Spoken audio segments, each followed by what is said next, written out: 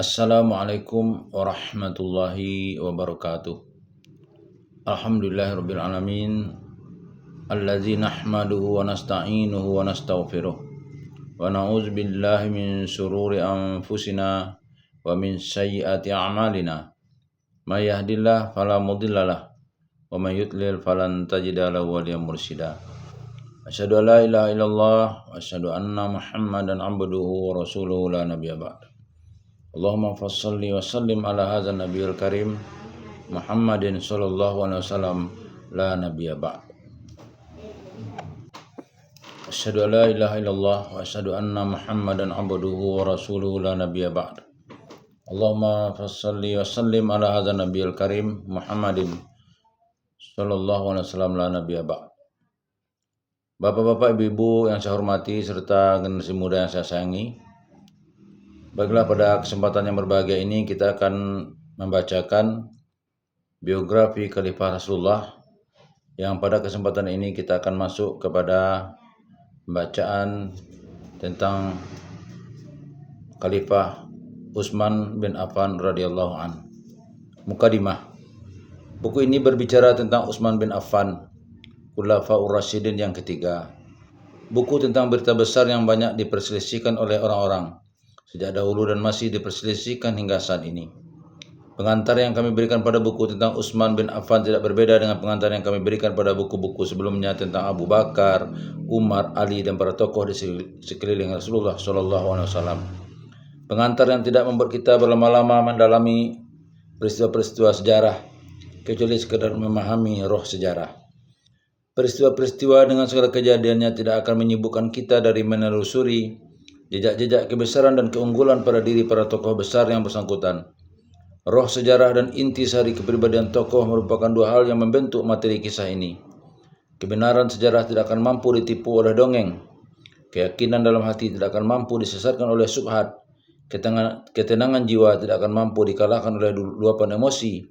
Hari ini kami menulis seperti sebelumnya tentang seorang tokoh yang berjiwa besar dan memiliki kebijaksanaan yang luar biasa. Tidak berlebih-lebihan dalam menilai sesuatu dan tidak menganggap enteng satu perkara pun. Dengan jujur kami sampaikan ketika saya mendalami berbagai referensi dan sumber-sumber primer supaya kita mengkaji kembali kehidupan Utsman bin Affan dengan gambaran yang objektif dan sesuai dengan fakta, saya tidak mengira Allah akan memudahkan usaha dan jalan saya seperti kemudahan yang saya temui. Persepsi yang muncul di benak orang-orang tentang masa kekhilafahan Utsman bin Affan menginformasikan bahwa upaya untuk mengungkap kembali masa-masa itu sungguh terjal dan berat. Juga menginformasikan bahwa masa-masa itu dengan segala kontradiksi, problematika, dan fitnahnya hanya akan menyulitkan sejarawan yang ingin menuliskan kembali rentetan peristiwanya. Namun itu tidak akan memberatkan seorang pelukis yang ingin melukis pada selembar kanvas yang merefleksikan kebaikan-kebaikan Khalifah Utsman dalam keteladanan dan budi pekerti. Duhai, betapa dustanya gambaran yang ada, betapa zalimnya persepsi yang muncul di benak orang-orang tentang tokoh ini dan masa kekhilafahannya. Padahal masa itu adalah masa yang penuh dengan kebesarannya dan dedikasinya. Orang-orang yang diliputi berbagai keraguan dan pertanyaan seputar Utsman dan masa kekhilafahannya.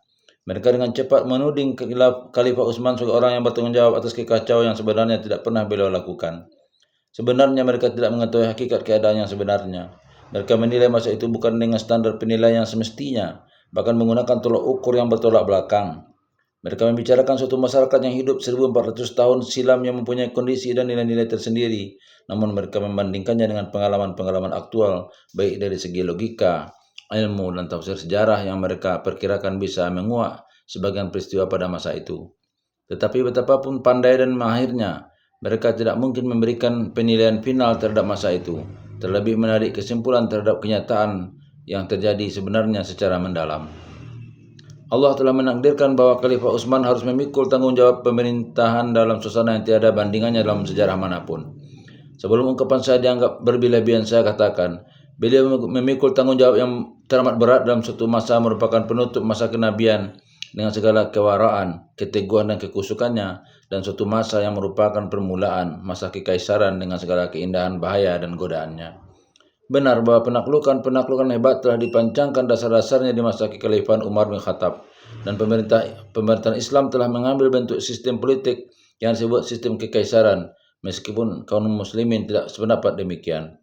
Walau demikian, Amirul Mukminin Umar bin Khattab dengan segenap tekadnya mampu menekan daun timbangan sebelah kanan hingga masa kenabian tetap mendominasi dengan segala adab, tradisi, ibadah, dan kewaraannya.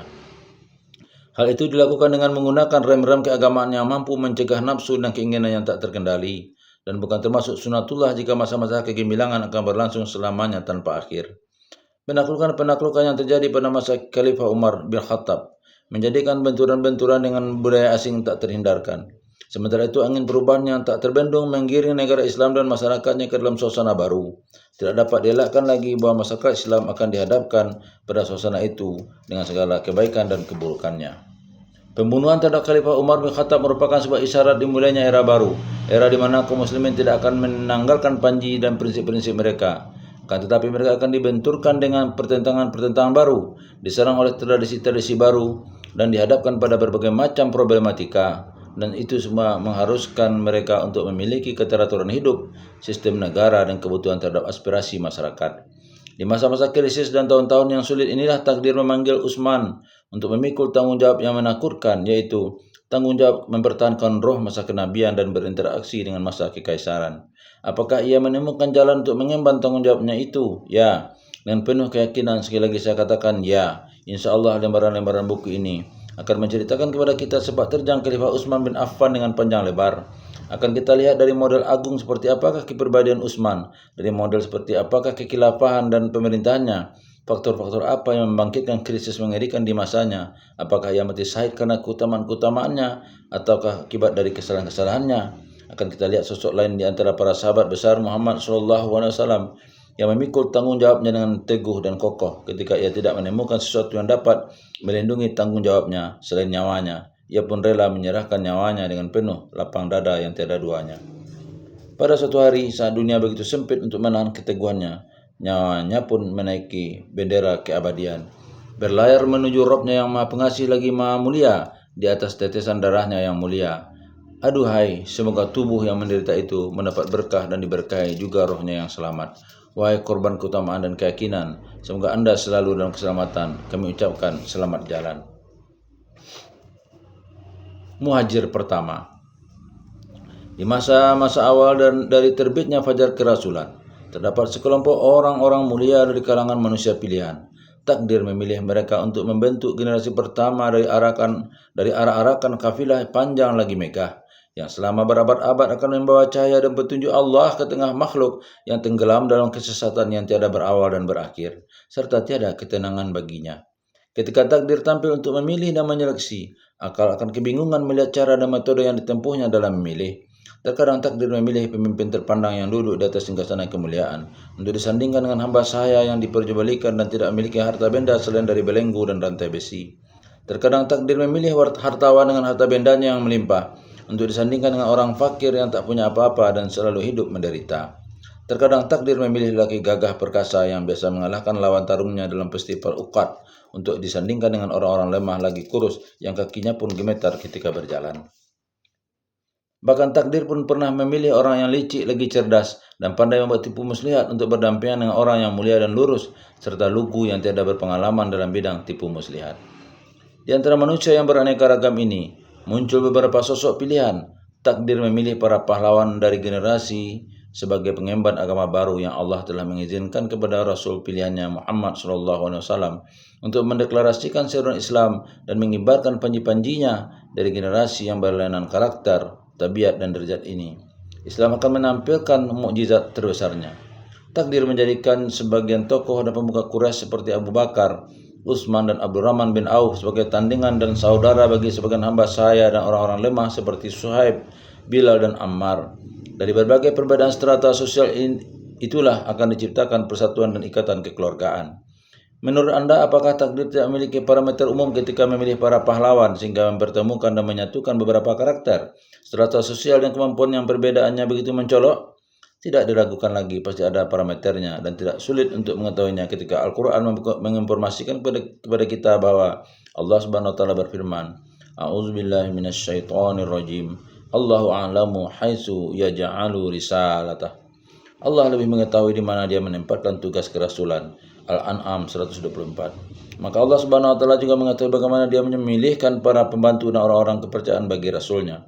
Apabila keberadaan para rasul Allah di antara manusia adalah untuk mengukuhkan kebenaran, kebaikan, keutamaan, dan untuk mengorbankan kehidupannya dalam rangka membela kebenaran dan kebaikan, maka rasul ini harus memiliki kualitas risalah atau buku pedoman yaitu Al-Quran dan keteladanan yang setingkat dengan fungsi keberadaannya. Dan semua itu ada pada diri mereka karena karunia Allah dan didukung oleh kualitas kepribadian mereka serta semangat juang mereka yang tak pernah surut.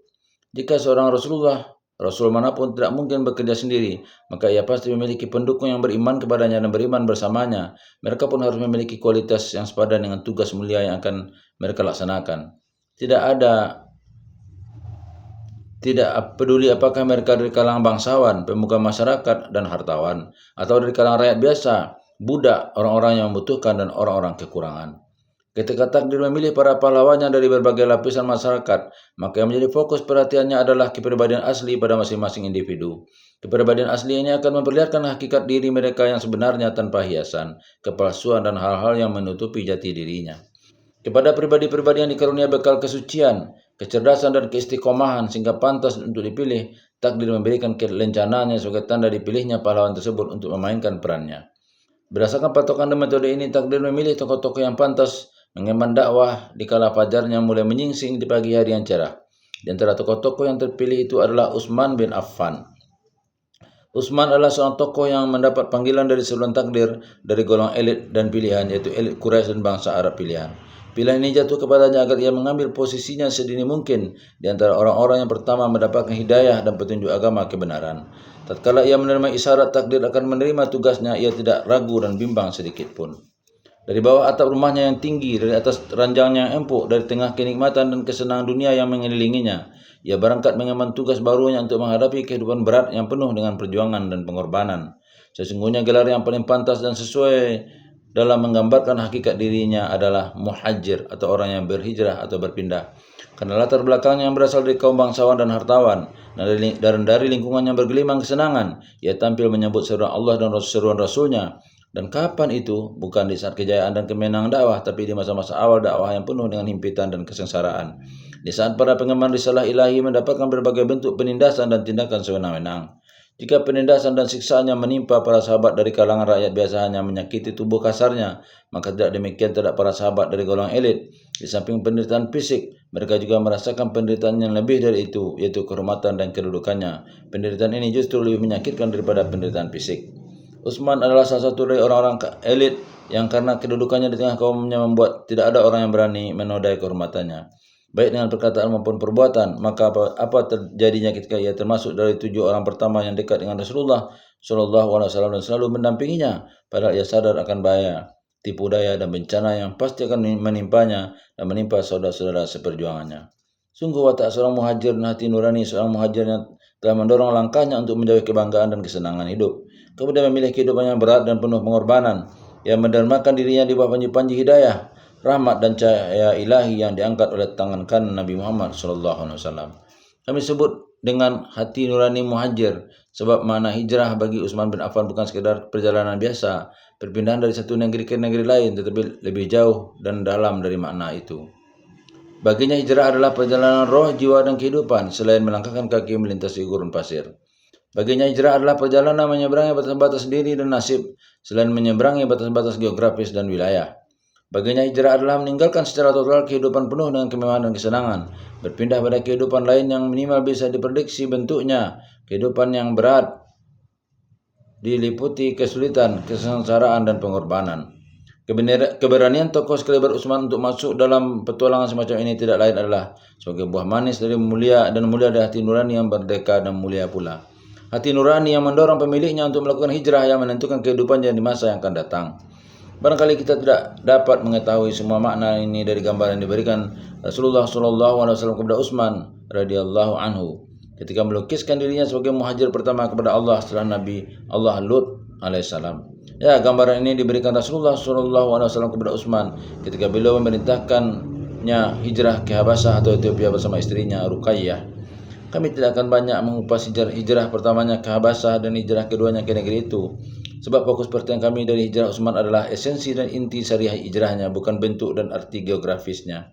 Sebagaimana yang saya tulis dalam buku Rijal Haula Rasul, tokoh-tokoh di sekeliling Rasulullah SAW, kami tidak terlalu memfokuskan uraian tentang peristiwa-peristiwa dan kejadian-kejadian, kecuali hanya sekedar melihat rohnya yang hidup dan inti sarinya yang tersembunyi, dan tidak terlalu berlama-lama, kecuali hanya sekedar untuk melihat keagungan nilai-nilai kemanusiaan yang ditampilkan dari sela-sela peristiwa dan kejadian yang berlangsung. Utsman yang sang muhajir yang berhijrah dengan roh dan hati nuraninya, inilah yang menjadi pokok pembicaraan kita pada pasal pertama buku ini, sehingga kita bisa mengambil hikmah dari perjalanan panjang hijrahnya, sejak ia menyambut Islam dengan jujur sampai detik-detik menjelang pertemuannya dengan Rabb Azza wa Jalla dengan sabar dan mengharap pahalanya. Ya, sampai detik-detik akhir usianya, kita akan terus melihat keagungan seorang muhajir dalam kehidupan Utsman bin Affan. Mungkin ungkapan ini terlihat berlebihan bagi mereka yang membaca bagian akhir dari perjalanan panjang kehidupan Utsman. Mereka menganggap anggapan yang kurang tepat bahwa bagian akhir kehidupannya telah menodai dan merusak citra kehidupannya sebelum itu. Mereka adalah orang yang tidak menghargai keutamaannya secara layak ketika beranggapan bahwa kesalahannya lebih besar daripada keutamaannya. Tidak. Sesungguhnya keutamaannya jauh lebih besar daripada kesalahannya. Imannya lebih kuat daripada ketergelincirannya, dan kesalahannya betapapun besarnya tidak dapat mengalahkan keagungan keutamaannya, tidak pula dapat memadamkan cahaya keutamaannya. Di tahun-tahun terakhir kekhilafahan Utsman, kita akan melihat beberapa kebijakan yang efeknya menyingkap betapa perlunya koreksian terhadap dirinya. Namun apakah kesalahan-kesalahan ini akibat pengingkaran Utsman terhadap prinsip-prinsip yang menjadi landasan keimanan, keyakinan, dan keutamaan-keutamaannya? Maksud saya, apakah ini merupakan bentuk penentang kepada Allah, Rasulnya, dan agamanya? Sungguh musuh bebuyutan Utsman pun tidak akan sampai menuduhnya seperti itu. Kalau begitu, apa yang sebenarnya terjadi? Itu adalah hasil ijtihad khalifah, karena nasibnya kurang wujud ia tidak mampu menganalisa kebenaran dalam ijtihadnya. Apa yang menimpanya juga akibat dari kompleksnya permasalahan yang dihadapi negara baru dan luas itu, sehingga seorang pemimpin diharuskan menghadapi berbagai penentangan dan problem model baru, serta masalah-masalah dan akibat-akibat belum pernah dihadapkan sebelumnya, sampai datangnya momen menghadapi saat-saat krisis dalam sejarah kekhilafahan Islam. Baiklah, kita kembali ke pokok pembahasan, yakni mengenai Utsman sang muhajir, bahkan Utsman sang muhajir pertama. Sesungguhnya perjalanan panjang hijrahnya kepada Allah amat erat kaitannya dengan keislamannya. Hijrah dan Islam, kedua hal ini amat erat dengan kepribadian batinnya dan kondisi kejiwaannya. Sahabat Utsman memiliki dua karakter yang sangat mendominasi dan mengalahkan akhlak-akhlak dirinya yang lain. Dua karakter itu adalah sifat toleran dan pemalu. Di balik segala jasa baiknya dan semua kesalahan yang merugikan nama baiknya, kita melihat dua sifat ini memikul tanggung jawab atas semua jasa baik dan kesalahan-kesalahan yang pernah ia lakukan. Mari kita mulai dengan keislamannya. Keislamannya adalah dikarenakan sifat toleran dan pemalunya. Bukan malu kepada kawan-kawan dekatnya, akan tetapi ia malu kepada Allah yang melihat tanda-tanda keberadaannya ada dalam perasaannya hingga menggoncang kesadarannya, dan malu kepada Rasulnya yang tanda-tanda kebenarannya mengisi jiwanya yang bersih, sehingga dirinya menerima dan meyakini kebenarannya. Orang-orang seperti Utsman yang sifat malunya selalu mengendalikan seluruh pikiran dan tindakannya, tidak akan mungkin lari kabur dari keyakinannya. Ia akan merasa amat malu kepada dirinya jika ia sampai mendustakan keyakinannya, apalagi sampai meninggalkannya. Demikianlah apa yang dapat kita lihat dari detik-detik keislamannya. Demikian pula yang kita lihat ketika ia tengah dikepung oleh kaum pemberontak yang menuntutnya untuk menyerahkan kepala dan hidupnya. Meskipun ia mampu mengusir dan menumpukan mereka dengan salah satu dari seluruh sarana yang dimilikinya, tetapi ia yang usianya menginjak 80 tahun malah menolak mempertahankan keselamatannya dengan salah satu sarana yang terdapat dalam kamus keyakinan. Saat keislamannya, sifat toleran dan pemalu membimbing langkahnya yang penuh ketenangan dan percaya diri untuk menemui Rasulullah SAW dengan ditemani Abu Bakar radhiyallahu an. Ia meletakkan tangannya di atas tangan kanan Rasulullah SAW dan dikokohkan dengan baiat yang tulus berdasarkan keimanan yang teguh. Keislamannya merupakan keislaman yang tenang dan tentram, seperti harumnya bunga di musim semi. Tatkala Abu Bakar As-Siddiq membisikkan di telinganya mengenai informasi dakwah baru yang disampaikan Rasulullah SAW dari Rabb-nya, hati orang yang toleran dan pemalu ini langsung terbuka menerimanya. Ia tidak minta tengah waktu untuk berpikir dan merenung walau sesaat. Perasaannya yang lurus mengetahui kesia-siaan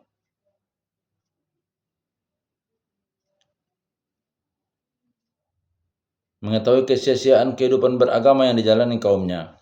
Sebagaimana ia mengetahui ketinggian dan kemuliaan ajaran yang disampaikan Muhammad dari kejujuran hati, kebenaran perkataan, dan mimpi-mimpinya. Bahkan sebelum Muhammad menjadi Rasul, wibawa dan pengaruhnya telah mengisi hati-hati orang-orang yang cerdas dan bersih. Hati Utsman termasuk hati yang seperti itu. Ia amat tertarik dan kagum kepada manusia.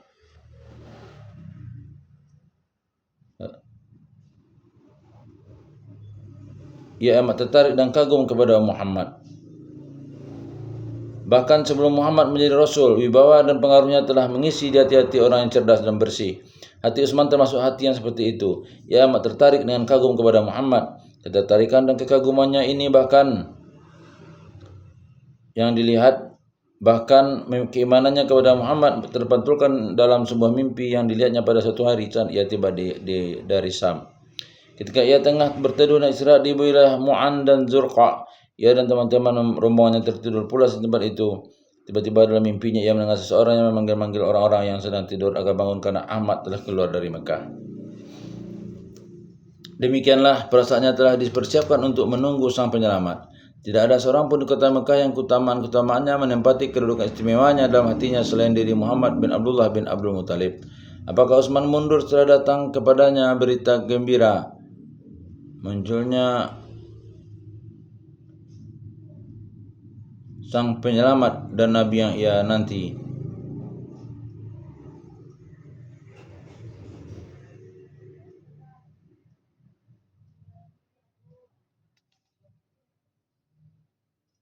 Kemana gerangan perginya rasa malu yang ia miliki? Apakah Utsman menyerah kepada rasa bimbang yang menyelimutinya dan meminta kepada dirinya tengah waktu untuk berpikir dan bermusyawarah? Kemana gerangan perginya sifat toleran yang ia miliki?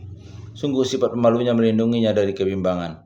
Sifat tolerannya menghalanginya dari mengulur-ulur waktu. Sifat malu dan toleran yang ia miliki dan apa yang ada pada dirinya bukan sekedar dua akhlak mulia, tetapi lebih dari itu. Keduanya merupakan kekuatan besar yang menguasai seluruh kepribadian dan mengendalikan potensi yang dimiliki ke arah yang semestinya.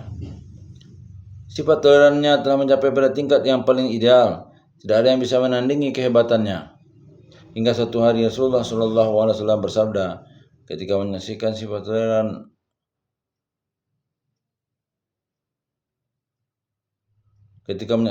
tolerannya yang menakjubkan, "Ma darra Utsman ma amila ba'dal yaum." Apa saja yang dilakukan Utsman setelah hari ini tidak akan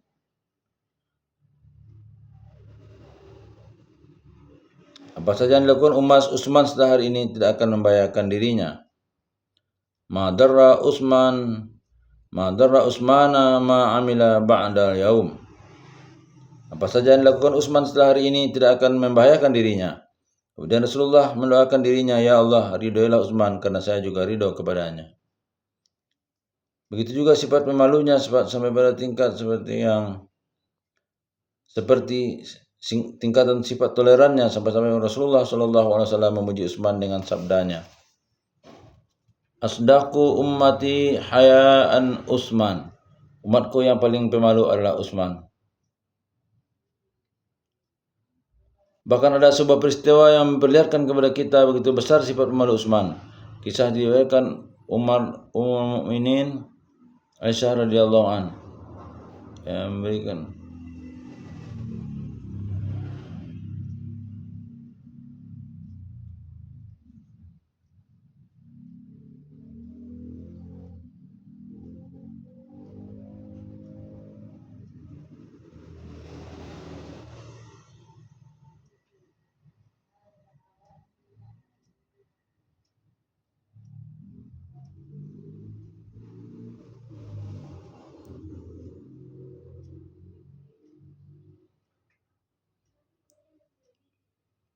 Asdaqu ummati hayaan Utsman. Umatku yang paling pemalu adalah Utsman. Bahkan ada sebuah peristiwa yang memperlihatkan kepada kita begitu besar sifat pemalu Utsman. Kisahnya diriwayatkan oleh Ummul Mukminin Aisyah radhiyallahu an, yang memberitakan bahwa suatu ketika Abu Bakar meminta izin kepada Rasulullah SAW saat beliau sedang berbaring. Saat itu jubahnya tersingkap sehingga salah satu betis beliau terlihat. Beliau pun mengizinkan Abu Bakar untuk masuk. Setelah beliau berbicara dengan Abu Bakar, ia pun berlalu. Tidak lama berselang, datanglah Umar minta izin. Ia berbincang-bincang dengan Rasulullah SAW beberapa saat kemudian pergi. Setelah kedua sahabat tersebut tiba giliran Utsman minta izin, tiba-tiba Rasulullah SAW bersiap-siap menyambut kedatangannya. Beliau pun duduk sebelumnya dalam posisi berbaring. Beliau pun menutupi salah satu betisnya yang tersingkap dari jubahnya. Beliau menghabiskan beberapa waktu dengan Utsman, kemudian Utsman pun pergi. Setelah kepergian Utsman, Aisyah bertanya kepada Rasulullah SAW, "Wahai Rasulullah, aku tidak melihat engkau bersiap-siap untuk menyambut Abu Bakar dan Umar sebagaimana engkau bersiap-siap menyambut Utsman. Mengapa demikian?" Rasulullah SAW pun menjawab, "Utsman adalah orang yang bersifat pemalu. Seandainya aku mengizinkannya masuk sementara aku sedang berbaring, pasti ia akan merasa malu untuk masuk menemuiku. Dia pasti akan pulang sebelum aku memenuhi hajatnya yang menjadi tujuannya menemuiku." Beliau melanjutkan, "Wahai Aisyah, tidakkah aku merasa malu kepada orang yang para malaikat saja malu kepadanya? Ungkapan ini saja, orang yang para malaikat saja malu kepadanya, lebih dari cukup untuk melukiskan seluruh dimensi rasa malu yang merupakan sifat orisinil pada dirinya dan selalu menyertainya. Tidak pernah meninggalkan meskipun hanya sekejap. Setiap kali Utsman terlihat, rasa malunya selalu ada bersamanya." Rasulullah SAW selalu memuji sifat pemalunya ini, seolah-olah beliau mengangkatnya sebagai teladan dan pelita. Rasulullah SAW bersabda, "Umatku yang paling penyayang adalah Abu Bakar, yang paling tegas dalam agama Allah adalah Umar, dan yang paling pemalu adalah Utsman." Sifat toleran dan pemalunya menjadikan langkah kakinya ringan, gembira, senang, dan yakin untuk menghadiri majelis Rasulullah SAW. Kemudian ia membaiat Rasulullah atas agama yang benar dan atas seluruh beban dan kewajiban agama yang harus dilaksanakan ditanggungnya. Hijrah merupakan kewajiban pertama yang diharuskan agama ini kepadanya.